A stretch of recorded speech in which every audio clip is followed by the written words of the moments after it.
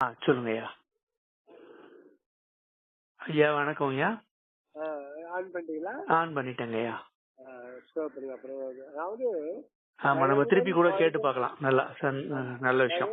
வாழ்கைன்றது நம்ம முதல்ல நம்ம புரிஞ்சுக்கணும். இது அருட்பெருஞ்சோதி ஆண்டவரே உலக மக்கள் அனைவருக்கும் செய்த உபதேசம்.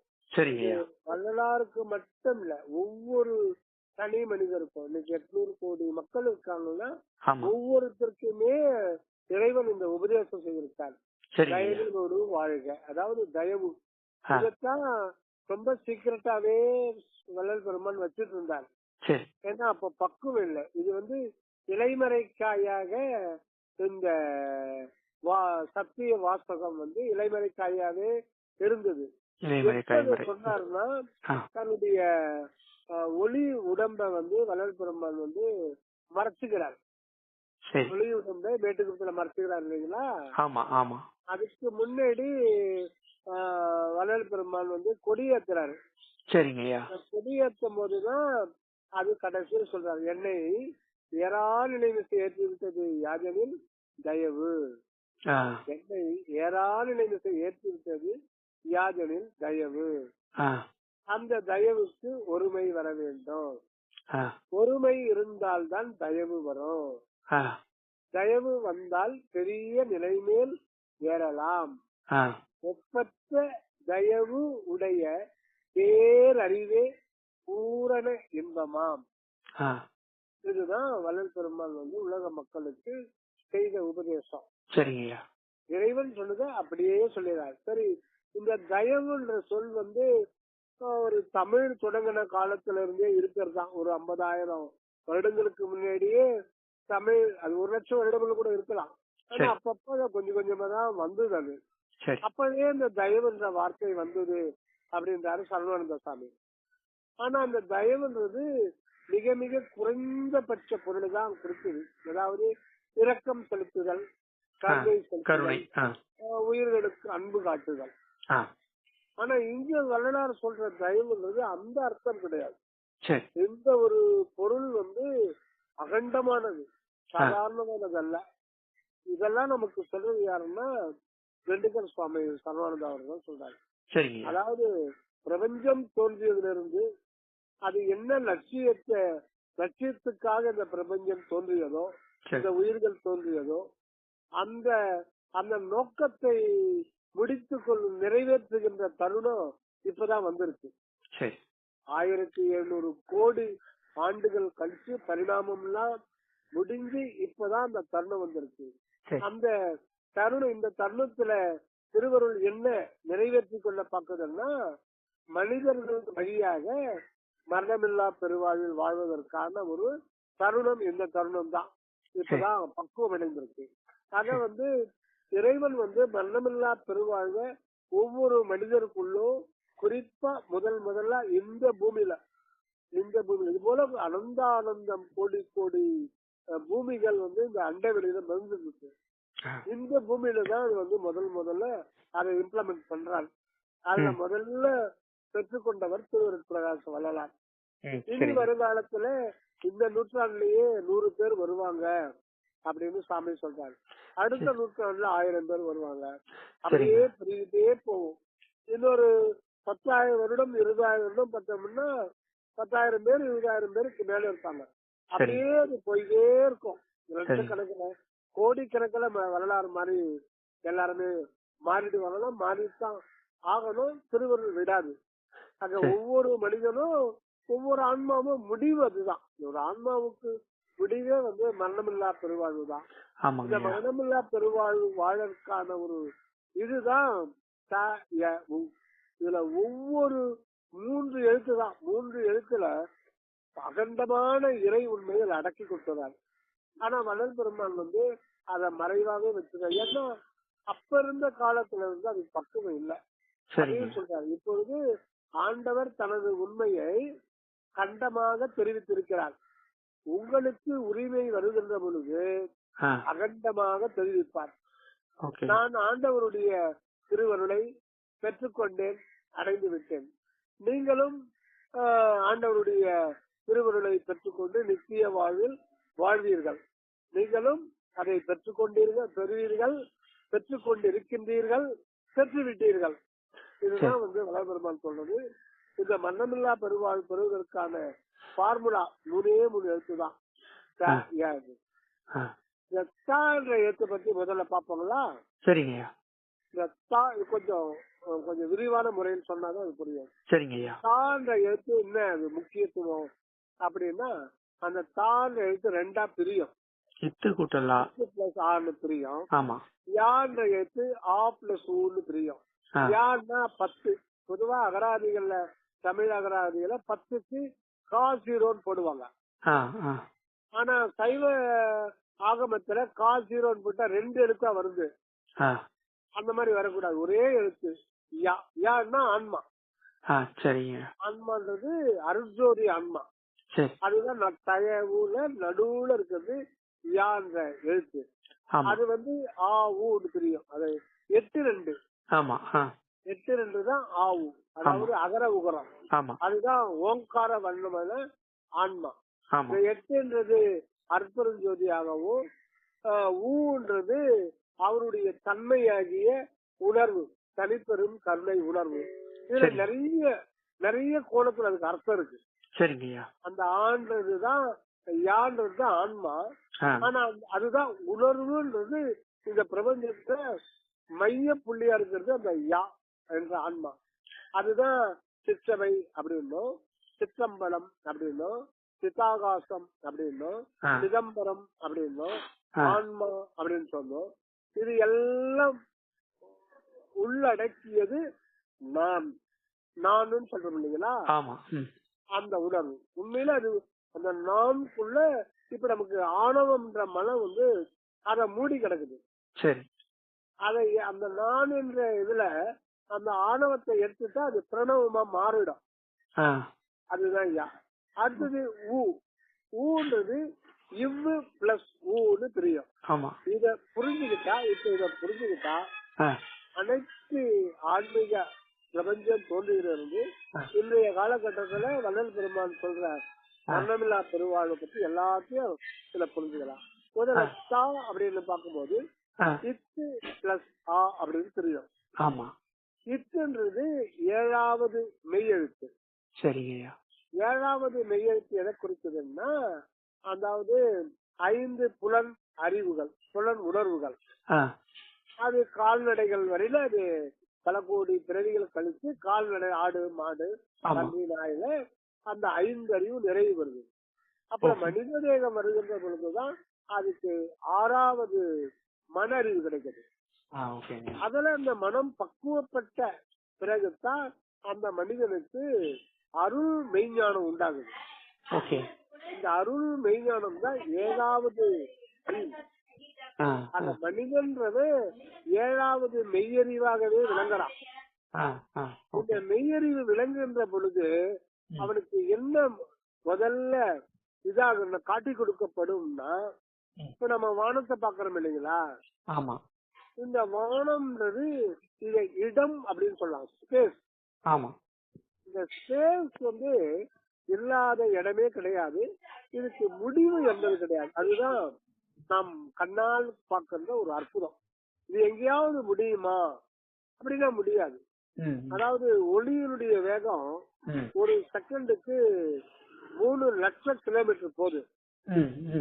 அப்போ 1 மணி நேரத்துக்கு கனெக்ட் பண்ணீங்க, 24 மணி நேரத்துக்கு கனெக்ட் பண்ணுங்க, 365 நாள் கனெக்ட் பண்ணா பல கோடி மைல் மெட்ட வெளியில பயணிக்கும் அந்த ஒளியானது.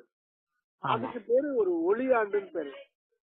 இந்த மாதிரி லட்சக்கணக்கான ஒளியாண்டுகள் போனாலும் அந்த ஒளி பயணித்து கொண்டே போகும். அதுக்கு இடம் கொடுத்து கொண்டே இருக்கும். அதுக்கு எல்லையே கிடையாதுன்னா அதான் ஆண்டவருடைய பெருமையை முதல்ல நமக்கு விளக்க வந்தது ஸ்பேஸ் தான். எங்கேயும் முடியாது. அப்பேற்பட்ட அந்த ஸ்பேஸ்ன்றது என்னன்னா, அதுக்குள்ள ஏதாவது இருக்குன்னா இந்த ஸ்பேஸ் முழுக்க நிரம்பி இருக்கிறது கடவுளுடைய அன்பு தத்துவம். அந்த இயற்கை உண்மை என்கின்ற சத்து பொருள் அது ஒரு வெளியா இருக்குது. இந்த ஸ்பேஸுக்குள்ள ஒரு ஸ்பேஸா இருக்குது. அது அன்பு வெளி. இயற்கை உண்மை வெளி, அதான் சத்து பொருள் தான். பெருமான் இயற்கை உண்மை அப்படின்ற ஒரே ஒரு வார்த்தையில சொல்லிடுறாங்க. அந்த இயற்கை உண்மைன்றது என்னன்னா அன்பு என்கின்ற ஒரு அகண்டமான ஒரு நித்திய சத்திய இருக்கு. அது ஒரு வெளி, அது இயற்கையிலேயே இருக்கிறது. அதுக்கு ஆதியோ அந்தமோ முதலோ தொடக்கமோ கிடையாது. அது இயற்கையா என்றென்றும் என்றென்றும் இருப்பதுதான் அந்த ஆண்டவருடைய அற்புதம்.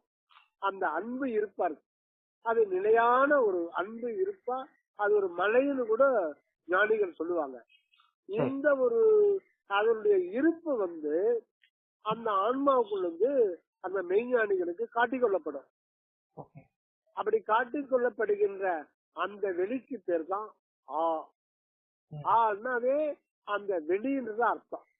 அது கடவுளுடைய பரமாகாச சொரூபம் அல்லது சகராகாச வெளி. அதாவது 7வது மெய்ஞானத்தினாலே மெய்ஞானிகளுக்கு திருவருளால் உணர்த்தப்படுகின்ற எதுன்னா அகண்ட வெல்லுகிற சத்து பொருள் உண்மைய அவங்களுக்கு உணர்த்த.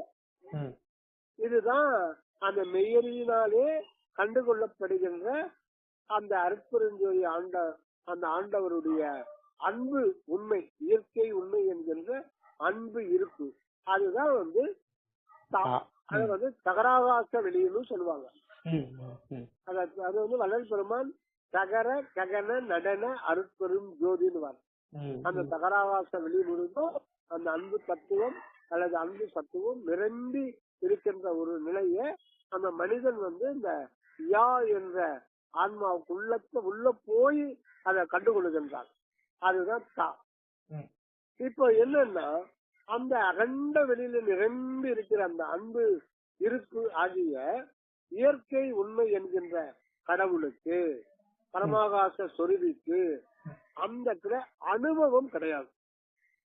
அது ஒரு மலையா இருக்கு. அன்பு என்கின்ற ஒரு இருப்பு மலையா இருக்குதே தவிர நிலையா இருந்தாலும் அந்த அன்பு அன்பு அன்புன்னு சொல்லிட்டா அன்பு இருப்பு அனுபவப்படணும் இல்லைங்களா? ஆமா. அனுபவப்படணும்னா கடவுள் இருந்தும் இல்லாதது போல்தான் இருக்கிறாராம். அத ஆண்டவருக்கு அது அந்த நிலை விருப்பம் கிடையாது. எப்படியும் தன் இருப்பை எந்த இருப்பாக மாற்றிக்கணும். அது எங்க மாற்றோம்னா அது சகராகாச வெளியில அது சாத்தியம் கிடையாது. அதுக்கு ஒரு இடம் வேணும். அந்த இடத்துக்கு பேர் தான் இந்த பிரபஞ்சத்துக்கு மையத்தில் இருக்கிற ஒரு புள்ளி. அது என்னன்னா உணர்வு என்கின்ற நுண்ணுணர்வு புள்ளி. அதுதான் யா. இந்த இடத்துலதான் ஆண்டவர் தனது உண்மைய தனது இயற்கை உண்மையும் இயற்கை விளக்கமும் இயற்கை இன்பத்தையும் அந்த இடத்துல அனுபவப்படுத்தார். அதாவது அந்த அன்பு வெளி, அந்த வெளி இயற்கை உண்மை என்றாரு. அந்த இயற்கை உண்மையே 3 பகுதிகளால் ஆனது. ஆனா அது உணர்வு என்கின்ற ஒரு நிலையில தான் அதை அனுபவ ரீதியா இறைவனே உணர முடியும். அந்த ஒரு நிலையில தான் இயற்கை உண்மை, இயற்கை விளக்கம், இயற்கை உண்மை. அதாவது இயற்கையே உண்மையாய், இயற்கையே விளக்கமாய், இயற்கையே இன்பமாய் அப்படின்னு வள்ளல் பெருமான் நடராஜபதி மாலையில ஒரு பாடல்ல சொல்லுவார். அதெல்லாம் 3மே எந்த அனுபவத்தோம்னா இந்த யா என்ற அந்த புள்ளிதான் இங்க ஆண்டவருடைய சிறப்பு வடிவம். அகண்டாகாச வெளியே முற்றும் நிறைந்தது ஆண்டவருடைய பெருவடிவம். அந்த இடத்துல ஆண்டவருக்கு அனுபவம் கிடையாது. ஆனா அந்த அன்பு தத்துவத்தை அனுபவப்படுத்தணும் அப்படின்னா அவரே அன்பு இருப்பானது ஒரு உணர்வு நிலைக்கு வரனாதான். ஆக தன்னையே அகண்டத்தை அணுவடிவு கொண்டு வர்றார். அணுவடிவுல தான் அதை வெளிப்படுத்துறார். உணர்வு நிலை, அந்த உணர்வு நிலை மிக மிக மிக நுண்ணிய நிலையில வச்சாதான் அது அகண்டத்தை உணர்த்த முடியும். அப்ப அகண்டத்தை சுருக்கி அணுவாக்குறார். அதுதான் அணுவடிவம். ஆக யான்றது என்னன்னு கேட்டீங்கன்னா அருட்பெரும் ஜோதி அணுவடிவம். இந்த அணுவடிவத்தில் ஆண்டவர் தன்னையே தான் அனுபவிக்கிறார். அந்த ஒன்றான இருப்பு டுவலிட்டியில வருது. இப்போ ஒரு துறவி இருக்காரு, அவர் திடீர்னு வந்து சம்சாரம் நடத்தணும், கல்யாணம் பண்ணிக்கணும்னு நினைக்கிறாரு. ஒரு இன்பத்தை அனுபவிக்கணும்னா ஒருத்தர் இன்பத்தை அனுபவிக்க முடியுமா? முடியாது. ஆண் பெண் என்ற ஒரு 2 நிலை வந்தாதான் தன்னையே தான் அனுபவிக்க முடியும். ஆகவே ஆண்டவர் வந்து அங்க அகண்ட வெளியில இருக்கிற கண்டுகொள்ளப்படுகின்ற ஈர்த்தி என்ற மெய்ஞானத்தால் கண்டுகொள்ளப்படுகிற அந்த இருக்கு இல்லைங்களா, அதே ஆதான் எகர ஆன்மால வந்துருக்கு. அங்க பெருவடிவத்துல இருக்கு, இங்க அணு வடிவத்துல வருது. அங்க இருப்பா இருக்கு, இங்க உணர்வு நிலைக்கு வருது. இந்த இடத்துல யான்றது அந்த உள்ளொளி. இந்த எகரத்துல அகரம் உகரம் இருக்கு இல்லைங்களா, அந்த அகரம் அதேதான். அங்க பெருவடிவம், இங்க சிறுவடிவம். அங்க இருப்பு நிலை, இங்க விளக்க நிலைக்கு வர்றாரு. அந்த ஒரு அணு வடிவத்துல ஆண்டவர் தன்னை தன் இருப்பையும், அந்த இருப்புக்கு ஒரு தன்மைன்னு ஒண்ணு இருக்கு, அது வந்து எங்க வெளிப்படுதோ அப்படி விளக்கம் அடையும்னா இந்த அணுவில்தான் விளக்கம் அடையும். ஏன்னா அணுதான் வந்து உணர்வு, அதை உணரக்கூடிய ஒரு நிலைக்கு கொண்டு போக முடியும். ஆமா, அந்த உணர்வுல வந்து 2 நிற்கிறார். தானே அகரமாகவும் உகரமாகவும், அதாவது பிந்துவாகவும் நாதமாகவும். ஆன்றது உள்ளொளினா அந்த உள்ளொளி ஆகிய அந்த அன்பு இருப்பை அனுபவிக்கிறது, தானே தன்னை அனுபவிக்கிறார். அப்ப அவரே 2ஆகி நிற்கின்றார். அந்த ஊன்றது பாத்தீங்கன்னா அதுதான் ஜீவான்ம உணர்வு, அதுவும் கடவுளே. அப்ப ஜீவான்ம உணர்வுக்கு இன்பத்தை தருவது எதுன்னா என்கின்ற உள்ளொளி. அந்த இருப்பே இந்த இருப்பாக மாற்றுகிறார். எப்போது மாறுதுன்னா அவருடைய தன்மை ஆகிய தனிப்பெரும் கருணை அருள் அது விளக்கம் அடைகின்ற பொழுது அவர் 3 கேரக்டர்ல வர்றார். எல்லாம் வல்லான், எல்லாம் உடையான், எல்லாம் ஆனான். அந்த கேரக்டர்ல வந்து தனது உண்மையெல்லாம் பிரபஞ்சமா விளக்க செய்கிறார். பிரபஞ்சத்துல அனந்தானந்தம் கோடி ஆற்றல்கள், செயல்கள், இயக்கங்கள் அனைத்தையும் விளக்கம் செய்கிறார். அந்த விளக்கம் செய்கின்ற ஒரு நிலைக்கு பேர் தான் திருநடனம். ஆக அந்த உள்ளொளி ஆகிய வந்து இங்க திருநடனத்துல வராரு. இங்கதான் நடராஜ பெருமான்னு சொல்லிட்டு அவருக்கு பேர் வருது. ரொம்ப சிற்றசைவினாலேயே அகண்ட பிரபஞ்சம், அண்ட கோடிகள் எல்லாம் அடு முதல் அண்ட கோடிகளும் இன்னும் எல்லையற்ற ஆற்றல்களையும் விளக்கம் செய்ய செய்ய செய்யத்தான் அவருக்கு வந்து அந்த இன்பம் அனுபவப்படுது. அந்த இயற்கைக்கு 3 பகுதியில ஒரு பகுதி ஆகிய இன்பம் வந்து அனுபவப்படுது. ஆக தன்னுடைய அன்பு இருப்பு இப்போ இந்த இடத்துல இன்ப இருப்பாக மாறிடுது. அதுதான் சத்து சித்து ஆனந்தம். இயற்கை உண்மை, இயற்கை விளக்கம், இயற்கை இன்பம், அன்பு இருப்பு, அருள் உணர்வு, இன்ப அனுபவம். இது 3 ஒண்ணுல ஒண்ணு மெர்ஜாகி இந்த எகர ஆன்மாவில தான் ஆண்டவர் வந்து சச்சிதானந்தமா, சச்சிதானந்த சொருபியாக நித்தியானந்த வாழ்வு வாழ மனிதனாக வருகிறார். அத மனிதன் உண்மை வந்து என்னன்னா அந்த அற்புதக்கூடிய அணுவடிவம் தான் மனிதன் உண்மை. அந்த பரம்பொருளே தான் இங்க மனிதனா வருது. அதுதான் எகர ஆன்மா, தன்னையே தான் அனுபவிக்கிறது. அத அனுபவபூர்வமா தான் பெற்றுக்கொள்ள வேண்டியதுதான். புற உலக வாழ்க்கையிலிருந்து இன்பம் துன்பம் எல்லாம் காட்டி காட்டி காட்டி காட்டி இதுல வெறுப்பு உண்டாக்கி அப்புறம்தான் உண்மை இன்பத்தை ஆண்டவர் வந்து அனுபவிக்கிறார். அவரே ஜீவனாக வந்து. அப்போ ஊன்றதுதான் நாத விந்து கலாதி நமோ நம அப்படின்னு அருணகிரிநாதர் பெருமான் போற்றுகின்றார். அந்த நாத விந்துன்னா பரநாதம் பரவிந்து, அதுதான் அற்பெருஞ்சோதி தனிப்பெருங்கருணை. ஆக அகண்டவில் இருக்கிற ஆண்டவர் இந்த எகர ஆன்மாவில அகர உகரமாக அற்பெருஞ்சோதி தனிப்பெருங்கருணை சொருவியாக ஆண்டவர் வெளிப்பட்டு அருளுகின்றார். எப்படின்னா இந்த உடலும் உயிரும் மனமும் ஆன்மா, அதுதான் அகம் அகப்புறம் புறம் புறப்புறம் ஆகிய இந்த 4 நிலைகள் வெளிகள் புடைசூழ அதுக்கு மையத்துல உள்ளொளியாக இருந்து வெளிப்படுகின்ற நிலைதான் எகர ஆன்மா. இப்போ உகரம் 3வது எழுத்துக்கு நம்ம போறோம். 3வது எழுத்து ஊ அப்படின்றது என்னன்னு பாத்தீங்கன்னா இவ்வு பிளஸ் ஊ அப்படின்னு பிரியும். இப்ப அந்த எகர ஆன்மான்றது பாத்தீங்கன்னா ஆண்டவருடைய தன்மை தான் இங்க வந்து மேஜர். அந்த உண்மை வந்து தன்னை விளங்குகின்றார். அருள் தான் அந்த அருள் தான் யாவா இருக்கு, அகர உகரமாக இருக்கு. அந்த அருள் தன்னை வெளிப்படுத்துகின்ற பொழுது இயக்கத்தை கொண்டு வராங்க. திருநடனம் புரிகின்ற பொழுது 5 சத்து 5 தொழிலோட வெளிப்படுறாங்க. அந்த அந்த அருளையே 5 சக்திகளாக வெளிப்படுத்துறாங்க. என்னன்னா பொருட்சக்தி, கிரியாசக்தி, ஞான சக்தி, யோக சக்தி, அருட்சக்தியை கொண்டுதான் இந்த பிரபஞ்சத்தை தோற்றுவித்து அதுக்குள்ள சதா ஒவ்வொன்றையும் இயக்கத்துல வச்சுட்டு இருக்காங்க. இது 5 சக்தி. இந்த 5 சக்திகளால் ஆனதுதான் இந்த பிரபஞ்சம். அது உள்ள தனிப்பெரும் கருணை என்கின்ற அருட்சக்தி தான் புறத்துல வரும்போது 5 சக்தியா வரும்போது இந்த பிரபஞ்சத்தை ஆக்குறாங்க. இத சதா ஆக்கல், காத்தல், அழித்தல், மறைத்தல், அருளல் இந்த 5 எழுத்து உட்படுத்தி வைக்கிறார் சதா காலமும். அந்த 5 தொழில் குறிக்கிறது தான் 5வது உயிரெழுத்து. அந்த 5 சக்தியை குறிக்கிறது தான் 5வது உயிரெழுத்து ஊ. அப்ப இவனது என்னன்னா அந்த அருட்சக்தி தான் 5ஆ வெளிப்படுது. இதுதான் ஆண்டவருடைய முதல்ல உண்மை. அதுக்கப்புறம் அதுவே தன்னை அற்புத ஜோதியாக வெளிப்படுத்திக் கொள்ளுகின்ற நிலைதான் எகர ஆன்மா.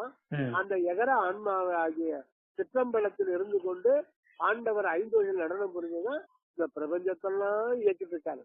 இது மொத்தம் சேர்ந்ததுதான் தயவு. இந்த தயவு அனுபவம் ஆண்டவருக்கு எங்க கிடைக்குதுன்னா எகர ஆன்மாவில்தான் கிடைக்குது, மனிதன்ல தான் கிடைக்குது. அந்த எகர ஆன்மாவில தான் மனிதனா இருக்குது. ஆக மனிதனாக வந்திருப்பது எதுன்னா அந்த எல்லாம் அல்ல அந்த திருவருள் தான் இங்கு உடலும் உயிரும் தாங்கி கொண்டு மனிதனாக சச்சிதானந்தத்தை அனுபவிப்பதற்காகவும் நித்யானந்த வாழ் அனுபவதற்காகவும் எகர ஆன்மாவாக வெளிப்பட்டு முழு உண்மையோடு முழு நிறைவோடு இங்கு எக்காலும் அழியாத சுத்த தேகத்தோடு ஆண்டவர் எக்காலும் அழியாது சச்சிதானந்த இன்பத்தில் வாழ்ந்து கொண்டிருக்க வருகிறார். இதுக்குதான் எல்லா பிரபஞ்ச காரியப்பாடு அனாதி காலம் தொட்டு நடைபெற்று வருகிறது. ஆக எல்லாமே அடைகிறது. அப்புறம் தயவுடன் வாழ்கின்ற போது அது எங்க தொடங்குது? சகராகாச நிலையில இருந்துதான் நம்ம ஆண்டவர் எகர ஆன்மா வெளிப்பட்டு இந்த பிரபஞ்சம் முழுதும் நிறைந்து விளங்குகிறார். எல்லையற்ற அனந்தம் கோடி சத்து சித்திகளோடு விளங்குகின்றார். இப்போ தயவுடன் வாழ்க சொல்ல போறீங்களா, வேற ஏதாவது சொல்ல போறீங்களா? தயவுடன் வாழ்க இல்லைங்க, அது அந்த இது அதாவது நம்ம இப்ப நல்ல விஷயம். ரொம்ப நன்றிங்க, ரொம்ப விளக்கம் கொடுத்தீங்க, ரொம்ப நன்றி. தயவுடன் வாழ்க, தயவுடன் வாழ்க. நல்லதுங்க. நம்ம இந்த நீங்க சொன்ன மாதிரி இந்த மனிதன் இந்த பக்குவம் அடைஞ்சிருக்கான் இப்பதான் சோ அவனுக்கு இந்த விளக்கங்கள் கொஞ்சம் கொஞ்சமா வருதுன்னு சொன்னீங்க இல்லையா? இப்ப அந்த மாதிரிதான் மனிதர்கள் இப்ப நம்ம இந்த சர்ச்ல இருந்து நம்ம கொஞ்சம் கொஞ்சமா தெரிஞ்சுட்டு வரோம். அதுல நம்ம இந்த இப்போதைக்கு இருக்கிற மக்களுடைய இதுக்கு ஏத்த மாதிரி நம்ம அந்த நல்ல வாசகங்கள் எடுத்து நமக்கு தெரிஞ்ச மாதிரி நம்ம சொல்லிட்டு வரும்போது அந்த வாழ்க வளம்னு வருது. தயவுடன் வாழ்கிறது நம்ம பாக்குறோம், இது பண்றோம். தயவு அப்படின்னா கருணைன்னு இது பண்ணோம். இதுக்கு முன்னாடி இந்த தகராலயம்னு ஒரு புக்கு படிச்சேன் நான். அதுக்கு இதுக்கும் கனெக்ஷன் வருது. அந்த சொன்னீங்க இல்லையா நீங்க என்ன சொன்னீங்க? அந்த தகராலயம்ங்கிறத நீங்க என்ன சொன்னீங்கன்னா அதாவது தகராகாசம். நீங்க அதுதான் அந்த இது நம்ம சிவன் தகராலயத்துல இருந்து அந்த அது ஆனா நான் ரொம்ப முன்னாடி படிச்சேன், எனக்கு எல்லாம் ஃபுல்லா புரியல. விளக்க முடியாது. இல்ல அதோடைய இது அதோடைய அந்த கண்டினியூஷன் நமக்கு அதுல புரியாதது இப்ப இதுல புரிய வச்சீங்க, எப்படி சொன்னீங்க. இப்போ ரொம்ப நன்றிங்க. நல்லது.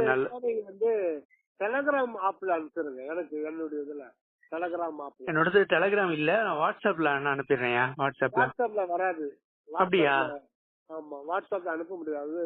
16 MB லிமிட் இருக்கு, அதுக்கு மேல அது போவாது. ஓ அப்படியா? நான் அது ஸ்பேஸ் இதாகுதுன்ட்டு எடுத்து விட்டுட்டேன். நமக்கு மத்தது ஏதாவது மெயில் இமெயில் பாக்குறது இல்ல இத பண்றதுக்கு ஆஃப் பண்ணிடுங்க ரெக்கார்டு. சரிங்க. அதாவது அதாங்க அந்த சித்த வித்தை பயிற்சியும் நம்ம வாங்கியிருக்கோம். அது பாத்தீங்கன்னா ஒரு வடகரை சிவானந்த சுவாமின்னு சொல்லிட்டு. சிவானந்த பரமஹம்சர்.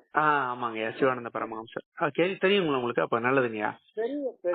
அது ஃபாலோ பண்றவங்க அந்த அவங்க வந்து அந்த டைம் வந்துட்டுனா அவங்க வந்து ஜீவசமாதி மாதிரி தான் அந்த அந்த உடல்ல வந்து நார்மலா இருக்கிற மாதிரி தான் இருக்கிறாங்க. அதுல வந்து திருநீர், துளசி, வில்வம் எல்லாம் போட்டு வைக்கிறாங்க, உட்கார வைக்கிறாங்க. அப்படி அவங்க உட்காடுறாங்க. அதான் நம்ம அவர் வந்து சிவானந்த பரமஹம்ச சுவாமி வந்து வள்ளலார் வந்து அவரை கைட் பண்ணாங்க, இல்ல அவருடைய வள்ளலாருடைய ஒரு இது மாதிரி இது மாதிரின்ற மாதிரியும் சொல்றாங்க. ஆமா ஆமா. அதுலயும் வந்து நமக்கு அந்த பயிற்சி வந்து எப்படின்னா, அந்த தியான பயிற்சி கொடுக்கறதுக்கு முன்னாடி அதுவுமே நம்ம அதுதான் நம்ம ஆக்ஞா, நம்ம உள்ளொலி, அது அந்த மாதிரி அதோட ரிலேட்டடா தான் வருது அது. ஆனா அந்த பயிற்சி கொடுக்கறதுக்கு முன்னாடி நம்ம என்ன பண்ணணும்னா, நம்ம வந்து அவர் ஒரு 32 கட்டளைகள் கொடுத்திருக்காரு. அந்த 32 கட்டளைகளையும் இன்னைக்கு ஃபாலோ பண்றது ரொம்ப கஷ்டம். இயற்கையோட இயற்கையா இருக்கணும். இன்னைக்கு வந்து மெயினா ஒரு 3-4 கட்டளைக்கு வந்து விளக்கு பொருதி ஒரு இது வாங்கிப்பாங்க. அதுல மெயினா என்னன்னா, நான் வந்து இனி வந்து உணவு நம்ம மாமிச உணவு எடுத்துட்டு இருந்தா எடுக்காம இருந்தா நல்லது, எடுத்துட்டு இருந்தாலும் இனிமே எடுக்க மாட்டேன். அதாவது பிற உயிர்களுக்கு துன்பம் கொடுத்து இன்னொரு உயிரை வந்து கொன்னு அதை உணவை எடுக்க மாட்டேன். இப்ப சாப்பிட்டு இருக்கீங்களா தற்சமயா? இல்லைங்கய்யா, நான் வந்து ஒரு என்ன சொல்றது, ஒரு 12வதுனாக்க ஒரு கிட்டத்தட்ட ஒரு 20 வயசு, இப்ப 46-47 வயசு. அது 20 வயசுல இருந்து விடணும்னு ட்ரை பண்ணி நான் எப்படின்னா 6 மாசம் சைவமா இருப்பேன், 1 வருஷம் சைவமா இருப்பேன். அப்புறம் வீட்டுல வந்துட்டு அம்மா இல்ல பாட்டி என்னடா இந்த வயசுல சாமியாராக போறியா அப்படிங்கிற மாதிரி வந்து அந்த கர்ம வாசனை விடாம அப்பப்ப நடுவுல வரும். இப்ப இந்த சிவானந்த சுவாமியோடது வந்து அந்த சித்த வித்தை தீட்சை வாங்கும்போது அது வாங்கணும்னே வாங்கினேன். ஏன்னா நான் வந்து இந்த பிராண சிகிச்சை, ரெய்கி சிகிச்சை எல்லாம் படிச்சிருக்கேன். அந்த சிகிச்சையை வந்து ப்ரொஃபஷனலாவும் பண்றேன் டிஸ்டன்ஸ்ல. ஏன்னா அப்ப நம்ம கர்மாவை நம்ம ஸ்ட்ராங்கா வச்சுக்கிட்டாதான் நல்லது. அதுக்காக வந்து நம்ம வல்லாருடைய இதுவும் ரொம்ப இதுவா இருக்கும். நம்ம சைவமா மாறணும்னு மாறி ஒரு வருஷம் இருந்து அப்ப நடுவுல குழந்தைங்களுக்கு முடியாம நீங்க சைவமா சின்ன பிள்ளைங்களுக்கு எல்லாம் சத்து பத்தல அப்படின்லாம் வந்தெல்லாம் இது வந்துச்சுன்னு வச்சுக்கோங்களேன். அப்புறம் கடவுளர்லாம் மறுபடியும் பரவாயில்ல, பெட்டர் ஆயிட்டாங்க. கடவுளர்களால் நல்லா இருக்கும், ஒண்ணும் இல்ல, நல்லா இருப்போம். அப்போ வந்து நான் இந்த இது வந்து என்னன்னா, இந்த சித்த வித்தை பயிற்சி வாங்கணும்னா நம்ம அதை வந்து அந்த தீட்சை வாங்குறதுக்கு முன்னாடி நம்ம வந்து சத்தியம் பண்ணணும், நான் வந்து மாமிச உணவு எடுக்க மாட்டேன், பிற உயிர்களுக்கு துன்பம் கொடுக்க மாட்டேன். அது மாதிரி வந்து இது போதை பொருள் இல்ல புகை பிடிக்கிறது, இந்த இது மாதிரி சாராயம், கல்லு, இந்த மாதிரி இதெல்லாம் வந்து எடுத்துக்க கூடாது. அதுவும் வந்து நம்ம சத்தியம் பண்ணணும். அது மாதிரி வந்து இது வந்து அதுதான், அதெல்லாம் வந்து அதனால நல்ல விலைக்கு அது வாங்கினதுனால இப்ப நான் ஒரு கிட்டத்தட்ட 2 வருஷத்துக்கு மேல வந்து கம்ப்ளீட்டா சொல்லிட்டு தான் வாங்கினேன். அது வந்து ஏன்னா வந்து எனக்கு வந்து நம்ம ஹீலிங் எல்லாம் பண்றோம், இந்த தியானத்துல எல்லாம் இருக்கோம். அப்ப அதை நோக்கி பயணம் பண்ணணும்னா இது இருந்தாதான் முடியும். நீங்களும் மாறினா நல்லது, எவ்வளவு சீக்கிரம் மாறுறீங்களோ மாறுங்க, இல்லாட்டி குறைச்சிக்கோங்கன்ற மாதிரி சொல்லிக்கிட்டு இப்போ வந்து சைவமா தான் இருக்கிறேன்னு வச்சுக்கோங்க. 2 வருஷம் கிட்ட ஆக போகுது. அந்த அந்த பயிற்சி பண்ணி இந்த மாதிரி பண்றவங்களுக்கு வந்து அவங்க அந்த டைம் வந்தா அவங்க இதாகிறாங்க, அந்த உட்கார வைக்கிறாங்க, கொஞ்சம் முகம் எல்லாம் மலர்ந்த மாதிரி தான் இருக்கு. அதே மாதிரி வந்து இந்த இதுல சமாதி வைக்கிறது வந்து நம்ம இது பண்ணக்கூடாது, எரிக்க கூடாது. திருநீர் எல்லாம் போட்டு நிறைய உட்கார வச்சு துளசி, வில்வ இலையெல்லாம் போட்டு மறுபடியும் திருநீர் போட்டு ஒரு அப்புறம் உள்ள ஒரு இது வச்சு ஒரு விளக்கு வச்சு அப்புறமேல இது பண்றாங்க, அவங்கள உட்காரவே வைக்கிறாங்க. அது கிட்டத்தட்ட ஜீவசமாதி மாதிரி தான் இருக்கிறாங்கன்னு வச்சுக்கோங்களேன். அதுதான் அதுவும் அந்த இது நம்ம சரி, அது உங்களுக்கு வந்து தெரிஞ்சிருக்க வாய்ப்பு இருக்கு. சரி, இருந்தாலும் நம்ம இது சொல்லணும் அப்படின்னு நினைச்சேன். நீங்க இவ்வளவு தூரம் நமக்காக விளக்கம் சொல்லியிருக்கும் போது அந்த உள்ள விஷயங்களை அதுதாங்க சொன்னேன். ஆமா, இது நாம இவங்க ஐயாவும் வந்து சமாதி தான் வைக்கணும்னு சொல்றாங்க, வல்லார் ஐயாவும். இது எரிக்க கூடாதுன்னு தானே சொல்றாங்க. ஒரு மனிதர் இறந்தால் வந்து எரிக்க கூடாது, சமாதி வைக்கணும், திருநீர் போட்டு, அது அது எல்லாம் அடிப்படையான சன்மார்க்கத்துல. ஆமா, இதுல வந்து சமாதி கூடாது. உங்களுக்கு வந்து மற்ற மார்க்கத்துல சமாதி தான் வற்புறுத்துவாங்க. சமாதினா அப்படியே சமாதி கூடியது நிச்சை. ஆமா ஆமா, இது வந்து உலகியல்ல தயவோடு வாழணும், எல்லோருக்கும் தொண்டு செய்யணும். அது வந்து மற்ற மார்க்கத்துல சாத்தியம் கிடையாது. நீங்க எந்த மார்க்கத்துல போனீங்கன்னாலும் இப்ப குண்டலினி தவம் சொல்றாங்க. ஆமா, குண்டலினி பாயிண்ட் டு பாயிண்ட், ஆசன வாய்க்கு மேல அந்த தண்டுவடம் இருக்கு இல்லைங்களா, ஆமா, அது ஏற்கனவே டப்புன்னு சகஸ்திரகாரத்தை அடிச்சேன்னா உங்களுக்கு வந்து நிஷ்டை கூடணும். அப்ப நிஷ்டை கூடலைன்னா குண்டலினியோ சும்மா ஒரு ஒப்பு தப்புக்கு பண்ற மாதிரி அர்த்தம். குண்டலினி எழுந்து பிரம்மரந்தில அடிச்சேன்னா உங்களுக்கு சமாதி கூடிடும். சமாதி பழக்கம் அல்ல, சகச பழக்கமே பழக்கம். வரலாறு சமாதி கூடக்கூடாது. ஆ, ஆ, ஆ, ஓகே. சமாதிக்கு போயிட்டுனா உங்களுடைய அனுபவம் சூன்யமாயிடும். ஆ, ஆ, ஆ. எப்படி நம்ம தூங்கும் போது நம்ம எல்லாம் போயிடுறோம் இல்லைங்களா? ஆமா, ஆமாங்க. சமாதிக்கு போறதுக்கு முன்னாடி அவங்களுக்கு ஒரு உணர்வு இருக்கும், ஒரு ஆனந்த உணர்வு. புரியுது. ஆமா, ஆமாங்க. அதுக்கு மேல அந்த போயிட்டாக்க ஜீரோ. உணர்வு ஆமா. அது சில நாளுக்கு அது இருக்கும். ஆ, குறிப்பிட்ட டைம்ல டப்புன்னு சமாதி கூடும். ஆ, ஆ. நம்ம வெளியில இருக்கிறவங்களும் அடடா சமாதி கூடுது, ஆண்டவரோட ஆனந்தமா இருக்காரு ஐயாவுன்னு நினைப்பாங்க. ஆ, நத்திங் அப்படின்றாரு. Okay, okay. சமாதி கூட அடுத்த செகண்ட்ல அவங்க உணர்வை இழந்து விடுவார்கள். ஆமா, அவருடைய இருப்பு சூன்யம் ஆகிவிடும். இந்த உண்மையை வரலாறு தான் சொல்றாரு. புரியுது, புரியுது, புரியுதுங்க. அதான் அது வந்து முழுமையா சாவுக்குள்ள போயிடும். நம்ம விழிப்பு இருக்கிறோம், ஆ, அப்புறம் அப்படியே உடம்பு டயர்ட் ஆகி வேலையெல்லாம் செஞ்சுட்டு வந்து அப்படியே படுக்கிறோம். ஆமா, ரெஸ்ட் எடுக்கணும்னு சொல்லிட்டு அப்படியே என்ன ஆகும், உணர்வு கொஞ்சம் கொஞ்சமா மங்கும். ஆமா. டக்குன்னு ஒரு செகண்ட்ல நம்ம இல்லாம போயிடுவோம். தூங்கிடுறோம். உறக்கம்ன்றது என்ன? உறக்கம்ன்றது அது ஒரு டெத்து தான். ஆமா, ஆமா, தற்சமய இதுதானே. டெத்துன்னா திருப்பி வந்து நம்ம எழுந்துக்க மாட்டோம். ஆமா, இது வந்து இது இந்த டெத்துக்கு போய் திரும்பி வருவோம். கரெக்ட். ஆக நம்ம வந்து டெத்துன்றது ஒவ்வொரு நாளும் நம்ம டெத் நிலைக்கு போறோம். ஒவ்வொரு நாளும் நம்ம சாவறோம், ஒவ்வொரு நாளும் பிறக்கிறோம். ஆமா, ஆமா, அதுதான் உண்மை. புரியுதுங்கய்யா. அதனால அங்க டெத் தான். அதாவது டெத் ஆனவனுக்கு என்ன அனுபவம் இருந்த எல்லாமே சூன்யமாயிட்டோ, சமாதி உள்ள போறவன் அவ்வளவுதான். ஆனா உயிர்ன்றது இருக்கும். ஹார்ட் பீட்டிங் வந்து லேசான ஹார்ட் பீட்டிங் இருக்கும். அது தத்துவம். ஹார்ட் பீட்டிங், ஜீவனு, மனம், உடல் எல்லாம் தத்துவம். அந்த தத்துவம் வந்து அது பாட்டு இயங்கிட்டு இருக்கும். ஆனா அந்த ஆன்மா வந்து அது வந்து பழைய இறந்த ஒரு நிலைக்கு போயிடும். அவங்களுக்கு வந்து இன்பிட்வீன் டைம்ல உங்களுக்கு கிடைச்ச அனுபவம் அத்தனையுமே சூன்ய நிலைக்கு போய் அனுபவம் கட்டு ஒண்ணுமில்லாத நிலையில அடைஞ்சு போயிடுவாங்க. புரியுது, புரியுதுங்க. இப்போ புத்த மதம், சமண மதம் இருக்கு இல்லைங்களா? ஆமா. அவங்க என்ன சொல்றாங்க? கடவுள் இருக்குதுன்றாங்களா இல்லன்றாங்களா? கடவுள் இல்லைன்றாங்க. கடவுள் இல்லைன்னு சொல்ல மாட்டாங்க, இருக்குதுன்னு சொல்ல மாட்டாங்க. புரியுதுங்கய்யா. ஆன்மாவை பத்தியோ கடவுளை பத்தி எத்தையும் சொல்ல மாட்டாங்க அவங்க ரெண்டு பேரும். சரி. சொன்னா வந்து எல்லாம் போயிடுவாங்க. கூப்பிட்டு இது பண்ணி அதுக்கப்புறம் சொல்லுவாங்க. சமண மதம் புத்த மதத்துல என்ன சொல்லுதுன்னா சூன்யம், சூன்யம் தான் எஞ்சி இருக்குது. சூன்யத்துல இருந்தது மாயையினால்தான் இவ்வளவு பிரபஞ்சம் தோன்றுதே தவிர உண்மையில சூன்யம் மட்டும்தான் இருக்கு. ஒண்ணுமே இல்லாத நிலைக்கு நம்ம போயிடணும். கரெக்ட். ஒண்ணுமே இல்லாத நிலைக்கு போயிட்டாதான் நம்ம பிறப்பு இறப்பு கடக்க முடியும், அத்த நிலைக்க முடியும். கர்மா தொலையும். அப்படியே இருந்து அந்த நிலையிலேயே உயிர் விட்டா நமக்கு பிறப்பு கிடையாது. சூன்யம் மட்டும்தான் எஞ்சின் இருக்கிறது. அது மட்டும்தான் உண்மைன்றாங்க. இப்போ அடியன் உங்ககிட்ட கேக்குறேன். இப்போ மகாவீரர் அப்படி தியானம் செஞ்சு செஞ்சு செஞ்சு காட்டுல போய் காட்டுக்கு போயிடலாங்க. உலகியல் வாழ்வினா பிறந்துடணும். புத்த மதம் சமண மதம் சம்சாரம் பண்ணக்கூடாது. உலகியல் வாழ்வு திறந்துடணும். இந்த பிறவில நீ பிறப்ப அறுத்துக்கணும்னா வந்து சம்சாரத்தை வந்து அவாய்ட் பண்ணு, அதுல இருந்து வெளியில வரணும். அதுல வந்து பெண்கள் அந்த டீம் தனியா வரும், ஆண்கள் தனியா. பெண்கள் வந்து ஆண்களை பார்க்க கூடாது, ஆண்களை பெண்களும் பார்க்க கூடாது, தனித்தனியா இருக்கணும். தனித்தனியா காட்டுல போய் தவம் பண்ணிக்கணும். இயற்கையோடு காய் கறி சருகு. இப்ப வந்து சிட்டிலேயே கூட மடாலயம் இருக்கு. அந்த காலத்துல காட்டுக்கு போய் சமைக்கல மாட்டாங்க.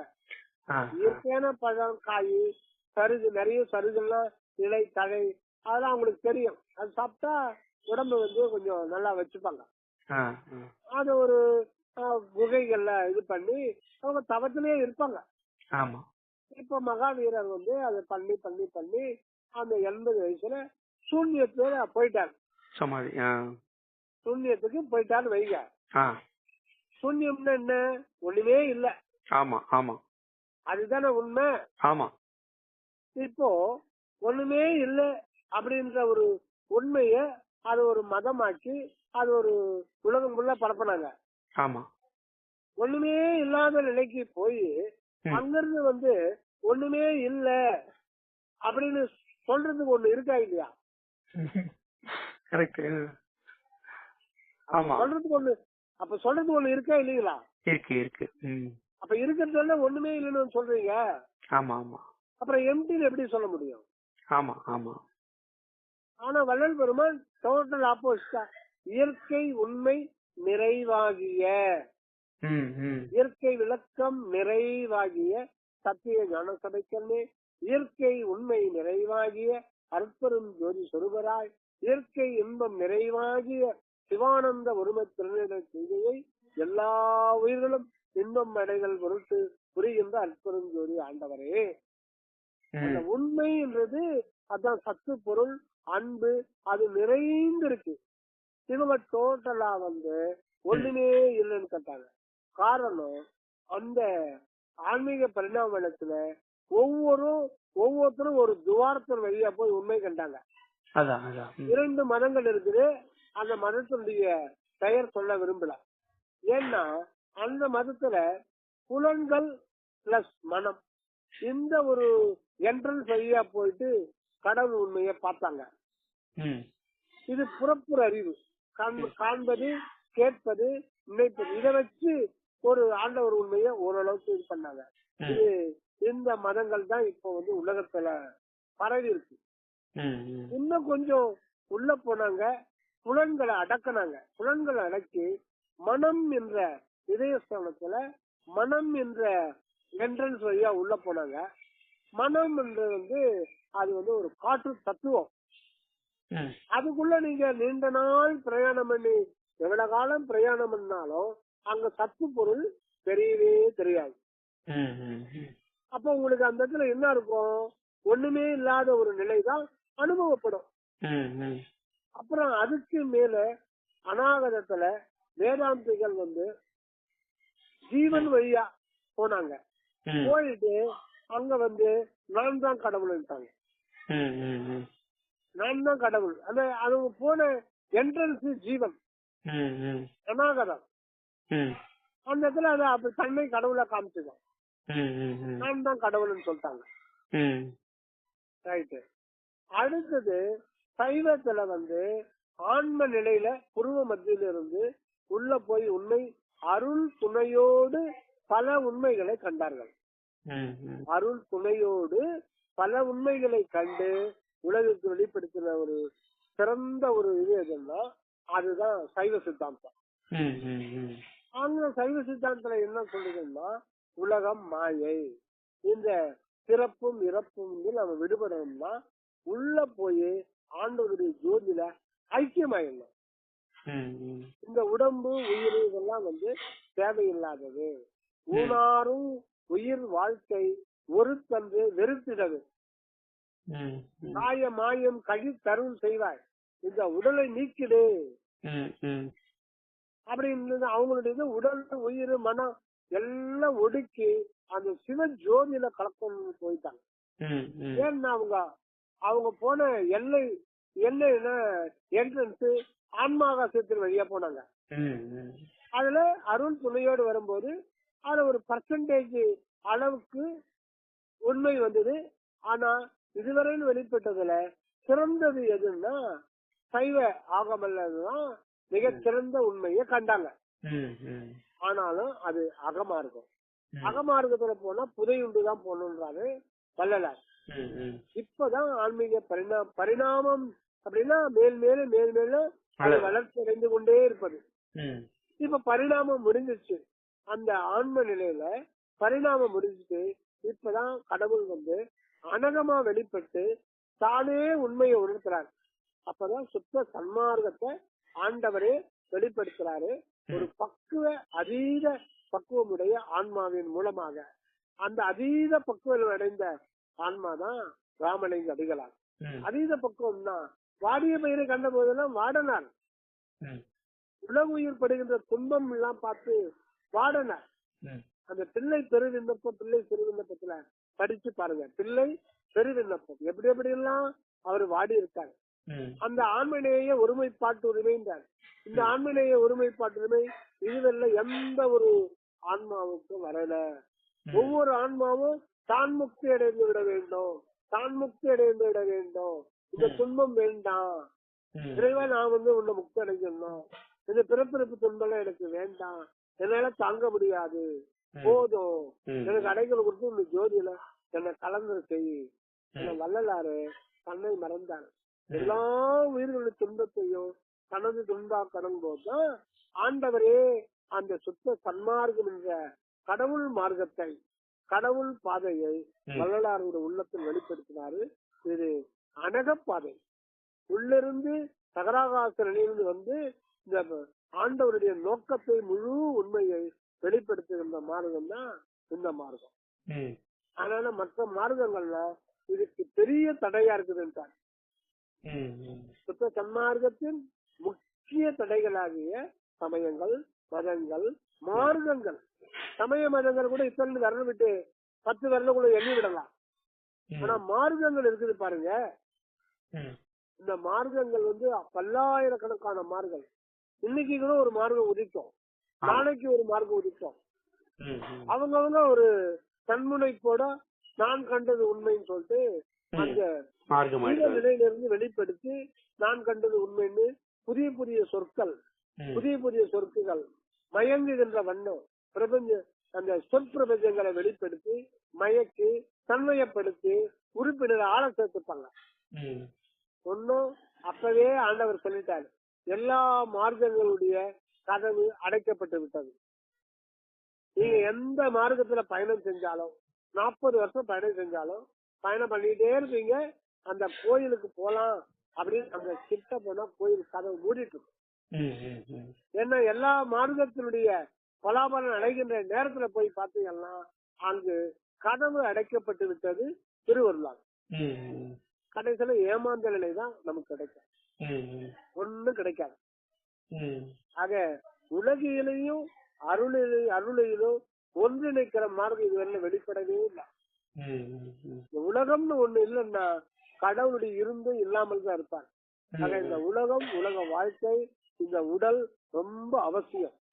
உயிர், உடல், இந்த உயிர், உடல், மனம் எல்லாத்தையும் அழிக்க கூடாது. அதை நிச்சயமாக்கிக்கணும். சுத்தமாக்கி கொண்டு, ஒளிமயமாக்கி கொண்டு, அதை நிச்சயமாக்கி கொண்டு வாழ வந்திருப்பது கடவுள். கடவுள் தான் இந்த உடலும் உயிரும் தாங்கி வந்திருக்காரு இல்லையா? இப்ப உங்க உடல் இருக்கு, உங்க உடல் நீங்களா? இல்ல இல்ல. உங்க உடல், உங்க உடம்பு தான்.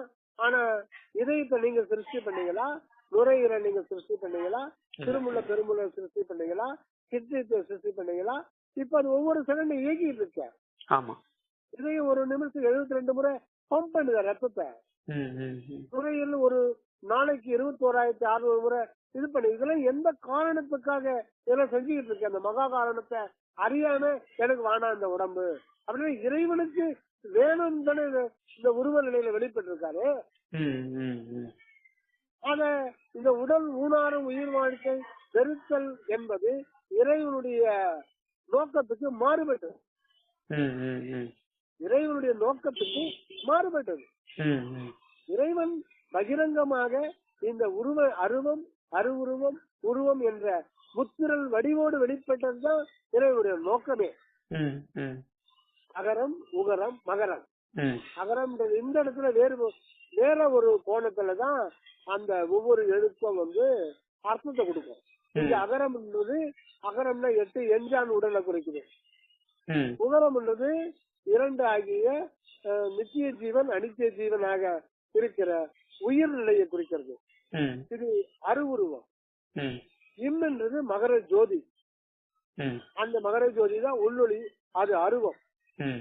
ஆக இது மூன்றும் சேர்ந்து திரியும் ஒன்னாதான் ஆண்டவர் வெளிப்படுறார். அந்த அகண்ட வெளியில் இருக்கிற அந்த தகராகாச உண்மையே அகர உகர மகரமாக அருவம், அருவுருவம், உருவம் ஆகிய திரிவேக சித்தியோடு வெளிப்படுத்துகிறது தான். அது ஓங்கார உண்மையை வெளிப்படுத்துறதுதான் இறைவனுடைய லட்சியம். அப்படி இறைவனுடைய நோக்கம் அதுவாக இருக்கும் போது அவர் நோக்கத்துக்கு மாறாம அகரம் என்கின்ற உருவ சித்தியையும் உகரம் என்ற அருவுருவ சித்தியையும் போய் மகரத்துல ஒடுக்கிட்டா இறைவனுடைய நோக்கத்துக்கு மாறுபாடாக நினைக்கிறோம். அப்ப எல்லாம் அனைத்தும் சூன்யமா போயிடும்.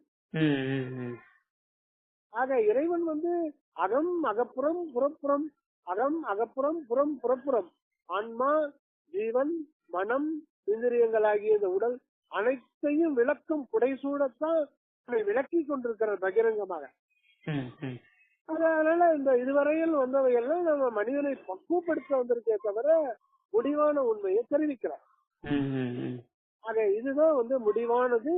இந்த முறை பரிணாமம் எல்லாம் முடிஞ்சு கடைசி தருணம், இந்த தருணம் தான் திருவருள் வெளிப்படுது, தன்னை வெளிப்படுத்திக் கொள்ளுது. இதுவரையில் மார்க்கங்களையும் மதங்களையும் சபையை உருவாக்கியவர்கள் மனிதர்கள் புனிதர்களாகி புலன்களை ஒடுக்கி அதீத மன ஒருமையிலிருந்து மார்க்கத்தை ஏற்படுத்தினார்கள். சுத்த சன்மார்க்கம் என்பது இறைவனே சகராவாசனிலிருந்து வருது இந்த மார்க்கம். அதனால எந்த ஒரு சமய மத யோக மார்க்கங்களோடு அணுவளவு கூட ஒப்பிட முடியாது. இதுதான் அனக சுத்த சன்மார்க்கம். இது கடவுளுடைய பாதை. நல்லதுங்கய்யா, நல்லதுங்கய்யா. ரெண்டு ரெக்கார்டிங்கையும் இந்த ஐயா இருப்பாரு, அவருக்கு அனுப்பிச்சிருங்க. நல்லதுங்கய்யா, தயவுடன் வாழ்க. நன்றி. நன்றிங்கய்யா. நன்றி.